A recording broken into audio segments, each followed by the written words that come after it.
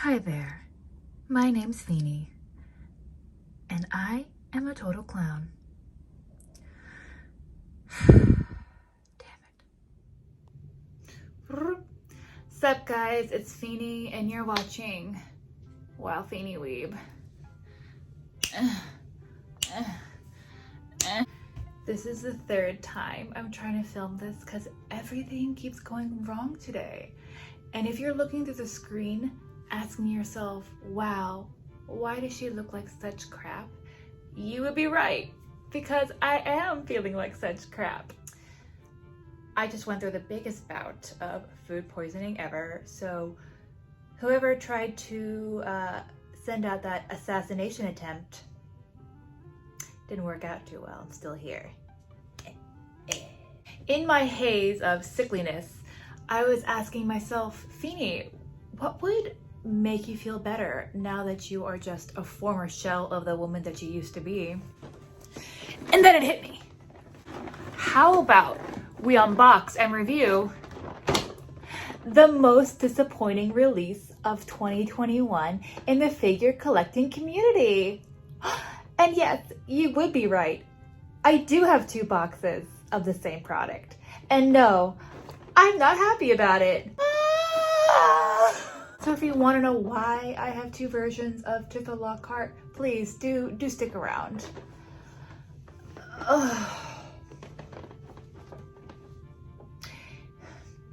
Even being sandwiched by my waifu, I don't feel better. I thought it would make me happy, but it just makes me financially distressed. Now, this product has a lot of backstory, so if you are already aware of the Play Arts Kai Tifa Lockhart debacle, or you just want to see the unboxing of the definitive version of this, please go ahead to this timestamp that future me, future Feeny will hopefully put in. Yay. Maybe if I go over here, it'll work out better. All right, so here is the backstory. If any of you are blissfully unaware of what's been going on, I truly, really do envy you. But I'm going to try and explain this the best way that I can, while also linking much better explained videos down in the description box, documenting all of this. So, Miss Tifa here was initially scheduled, I think, for an October or November release. Yes, we are off to a great start. But obviously, due to the pandemic and COVID, she got delayed. Completely understandable. She kept getting pushed and pushed back till I think maybe early February release of 2021. But she got an earlier release in Hong Kong mid to late January. So right before the rest of us were supposed to get our pre-orders. And I should have mentioned, I'm gonna pop in here real quick. I bought her on Christmas Day to myself, pre-ordered from Tokyo Otaku Mode, completely unaware of the shitstorm that was about to happen, not knowing anything about this. Anyway, that's besides the point. So she released Hong Kong mid-January, early access. And oh my God, I don't think I have ever seen such an epic fail of a launch. It was disastrous to say the very least. Like, anime figure Reddit was just set ablaze. And listen, this is not my first rodeo with Play Arts Kai and Square Enix. I am fully aware that the figures never really match up to their promo images, which, by the way, the promo images are always like extremely blurry with really great lighting. So that's another issue for another day. But I'm fully aware that the figures never really match up to the promotional images. But this, I'm so sorry, but she looked like the worst version of any knockoff that you could find on like AliExpress or eBay. It was atrocious. So there was outrage, and Square Enix at the time did the right thing and pulled back. They took her out of stock, and they said that they would give replacement faceplates or replacement parts for those who got her early access. And for the rest of the world that had pre-ordered her, they were going to rectify the situation and make newer and better batches for everybody who had pre-ordered her. So she gets pushed back and back and back. And like I mentioned, I bought her from Tokyo Otaku Mode. I got an email June 1st saying that she was going to come in stock in July, that she got pushed back again, which I was, at this point, I was like, I'm probably not going to see her till fall, and I'm okay with it. As long as they fix the issues, I'm happy. June 2nd, I get another email saying, your item is shipped out. So since she was delayed on Tokyo Otaku Mode, I had assumed that all her issues had been fixed. I get her, and I immediately realize I got the defective version. What? So you mean to tell me that not only did I get a bad version, I had to wait longer for the bad version. And yes, I did ask for more salt on that open and oozing wound. So thank you. I truly appreciate that. Love that for me. Now, I have no qualms with Tokyo Otaku Mode. I've actually been shopping with them successfully for about almost 6 years now. And as soon as I received the bad version, I immediately was typing out to customer service, which, by the way, they got back to me within 30 minutes. And this person did some investigating. And I get it. They have a lot of inventory. They can't keep up with everything that they sell. But what was told to me in the email from Tokyo Otaku Mode is that they were unaware of the shipment that they received, and that is just what they got. They got the delayed shipment from Square ENIX United States. So, and the only thing that they were able to do for me was give me a step-by-step guide of how to get a hold of Square ENIX customer service. And man, if any of y'all are true masochists and you want to go through all the levels of hell, I implore you, please try to get a hold of Square Enix customer service, because wow, is that a burn. It took about a week and a half for someone to finally contact me back through email. And I don't know what is going on at Square Enix United States headquarters. I don't know if they're just blissfully unaware and uninformed, or they're just trying to ignore the whole situation. But what I got from the exchanging of emails is that, is the product actually defective? And defective meaning, are there paint defects? Are there scratches? Are there missing pieces? Which, no, it's not any of those. It's just the whole thing is not the definitive promised version. And from their point of view, they can't help me unless there's an actual problem or defect in their eyes, which is incredibly frustrating. So I don't know if they're just stopping with that whole thing for the replacement parts and replacement faceplates, or they actually just don't know. They actually just don't know what's going on over there themselves. So, but you're all probably asking yourselves, but Feeny, if you didn't get a replacement, why do you have 2 boxes? And I'm here to tell you, my friends, I'm a moron. I do not recommend doing this, but because I love Tifa Lockhart so much, and I love Final Fantasy VII so much, I would normally never do this, but I actually went on Ami and I bought the updated definitive Tifa Lockhart, which, by the way, if you bought your Tifa or you're planning to get one, Ami, Skitty Japan, Hobby Link Japan, any actual Japanese retailer has gotten the updated batch. Now, if you were like me and you purchased her through a US retailer like Tokyo Otaku Mode or Big Bad Toy Store, you somehow got stuck with the bad batch. You heard it right here, folks. Square Enix obviously does not care about their United States or American consumers. Because screw us, right? Yeah. I mean, yeah, sometimes we kind of suck, but hey man, our money's good too. So I went ahead and bought her again, and I can honestly say that yes, there is a difference between the old version and the new version. Maybe not like a huge difference. I mean, you'll see in the video, I'll compare some pictures and some shots between the two of them. But it's enough of a difference for me that I know myself it would have bugged me. I'm a stickler for the fine details, and plus, like, I love Tifa. And before we go into the unboxing and mini review, I would just like to air out some grievances. I am so disappointed in Square Enix and how they've handled all of this, and how they did not keep up their end of the bargain on trying to rectify and fix the situation. It really creates a lot of brand distrust.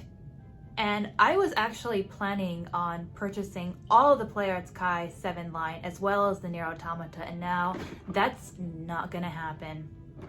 I even revoked my Aerith pre-order that was supposed to come late June, early July. That's definitely not, because I mean, you can't trust them, especially on first initial launches, which they seem to royally screw up every time.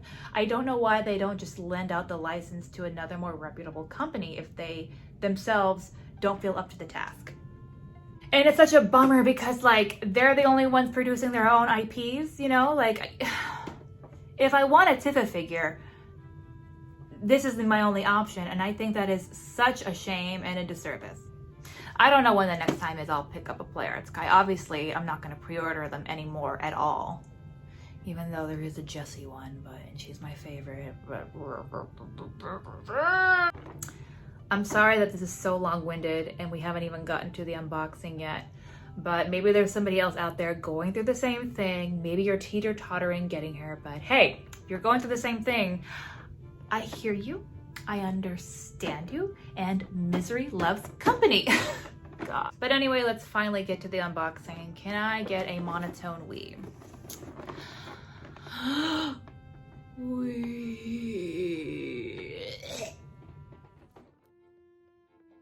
All right, voiceover time. As per usual, Square Enix PlayArts Kai come in this nice and sleek box with stock images of the figure in the front. Although I kind of think they shoot themselves in the foot because the stock images always look better. You can see in the back, more cool stock images of the figure, different poses, nice photography, and all that licensing mumbo jumbo. And now we're gonna go ahead and open her up. I cannot stand that glossy plastic film. I wish it was not as glossy and shiny, but you know, that's a very small problem. And as usual, more cool stock images with a synopsis of Miss Tifa over here. All in all, it's a good box, good packaging. She slides out of her box very easily. No problems there. She looks pretty well protected. Instructions? Bah, get out of here, we don't need them. One thing I appreciate from PlayArts Kai is their blisterception. A blister upon a blister upon a blister to protect your figure. And on the bottom there is the new PlayArts Kai stand. A vast improvement from prior ones, although I do wish that they were clear plastic, but at the very least they're very easy to assemble. Does anybody else like removing all the protective plastic on their figures? Is it just me? Probably. The articulation with this figure is amazing. This is not my first rodeo with a PlayArts Kai figure, but it's definitely one of the best experiences with one. She is so easy to move with very little resistance, and she also holds a pose very well, which is perfect for a martial artist like herself. There was a little bit of resistance in the arms, but only when I tried to put them way above her head, so I didn't worry about it too much, but I think all her limbs look great. I know lots of people don't like points of articulation on their figures, but I think they do a pretty good job of masking it and making it look natural. And she had so much posability on her head. I was so surprised, and I think that adds to her cuteness. And Homegirl can definitely win a limbo contest. She is flexible.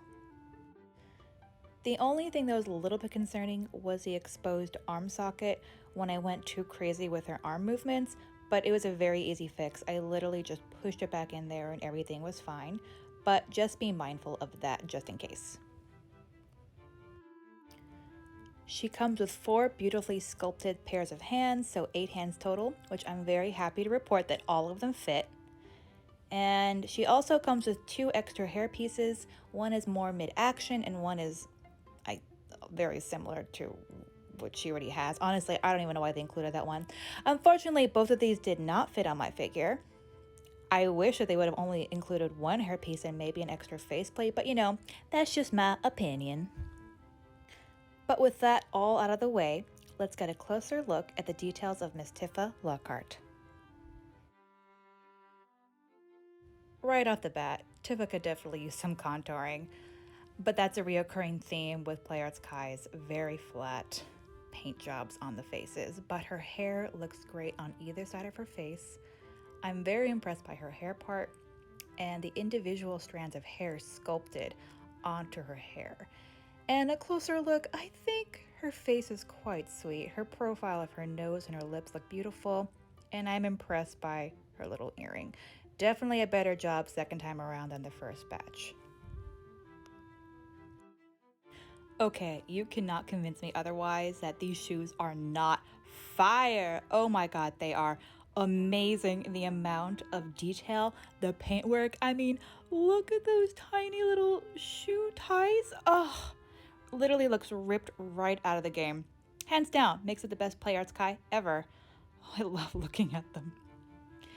And I have to say, they paid no expense to the details of her skirt, which I didn't even know had this much work on them until owning a Play Arts Kai.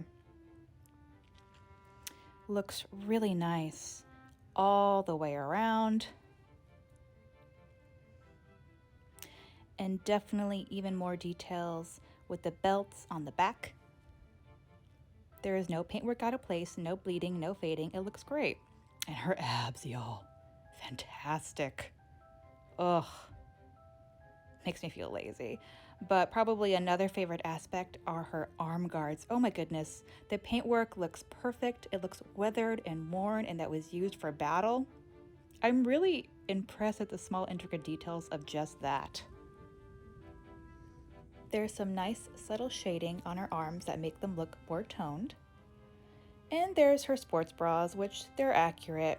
I just wish there was a tiny bit more shading there, but it's fine. Her suspenders are adjustable, which that was a really cool feature. If you need to, you can just tuck them underneath her skirt for posability. Her extra faceplate looks pretty good. Definitely a vast improvement from the first batch, but this is her more angry fighting face, and to swap faces is actually very, very easy. You're going to first remove her fringe, which she looks weird, but the fringe is definitely cute. Nice bangs, girl. Then the horrifying part, you're going to rip off her face. Yikes. But then now you can swap with the new faceplate. Now, it's secure and easy to put on, but there's no satisfying snapping sound. But you just have to line the ears at the right socket, and there you go. And then you just go ahead and put back on the bangs. Very easy. I've done this about a dozen times already, no problem. It's very easy and very secure. Yay.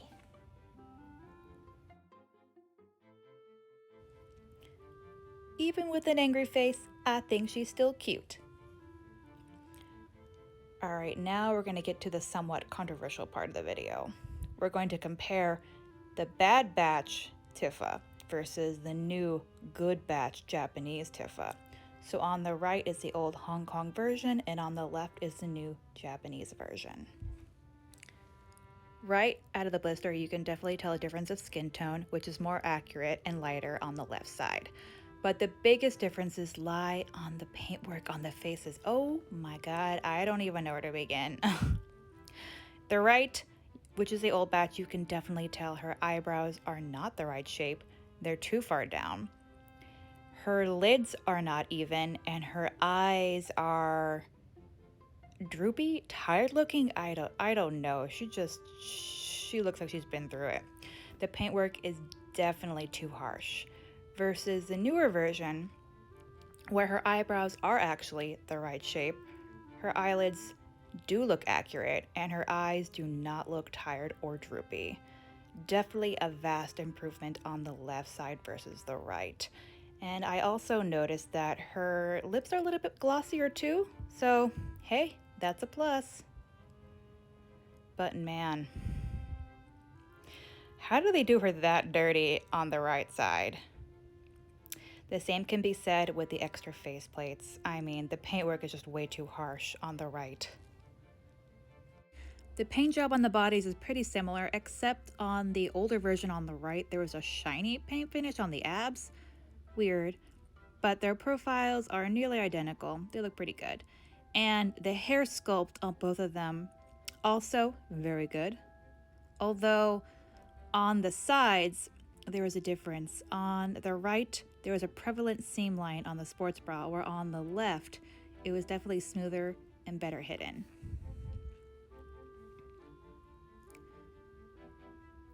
But you know what's good on both figures? The shoes, the saving grace, the best part. So at least Bad Batch Tifa has that going for her. There was a much harsher shading on her arm on the older version on the right. I don't know if you guys can notice it, but I could definitely see it better IRL.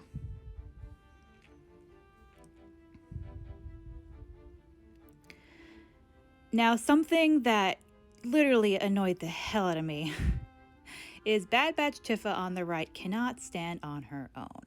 It took so much work and so much effort to even get her to do a profile stand, and I noticed that her legs were not even. So look out for that if you have Bad Batch Tifa, which, oh my god, that was very annoying. I'm speeding it up, but it literally took me 15 minutes to get her there. And she has to heavily lean on one side for her to be able to stand properly. So, man, what a trip. There you go, the comparison shots between the two girls. But let's get a closer look at the posability. I had so much fun, which is not normal for me. I usually avoid posing Play Arts Kai like the plague. But Miss Tiffy here was no trouble at all. I had so much fun posing her in all her martial art moves. I mean, you're gonna need the stand to do any of the martial art moves, but once you have it set up, which is very easy, the posing is limitless and super, super duper easy to do. I mean, I did all these poses in like less than 10 minutes. I had so much fun.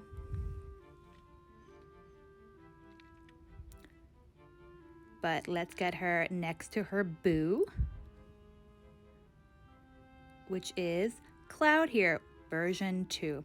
There's a video up already on my channel if y'all want to check it out. But I've seen some people debate about the height difference, but correct me if I'm wrong, canonically they're about just 1 inch apart. Anyway, I think they look really good next to each other.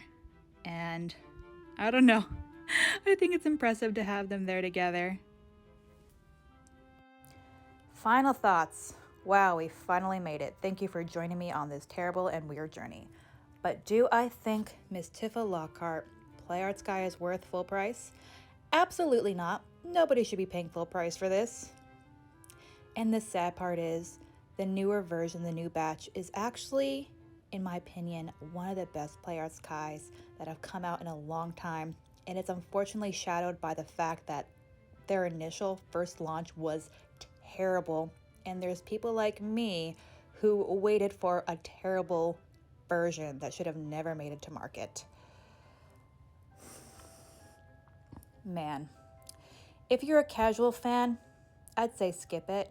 But if you're a weirdo like me and you just love Tifa Lockhart and you want a figure and this is the only option, don't pay full price. She's actually marked down on a lot of websites, which I will try and link below. But if you made it this far, just so you know, I really do appreciate it. I'm curious, Has anybody gone through this or is going through this? Has anybody gotten a hold of customer service and getting replacement parts for their bad Tifa? I would really, really like to know. But if you guys can, please leave a like, leave a comment, and even possibly subscribe. I would really appreciate it. I will link down all my social medias down below. And man, I'm glad this is over. Oh, this video. All right. But until we meet again, y'all, goodbye.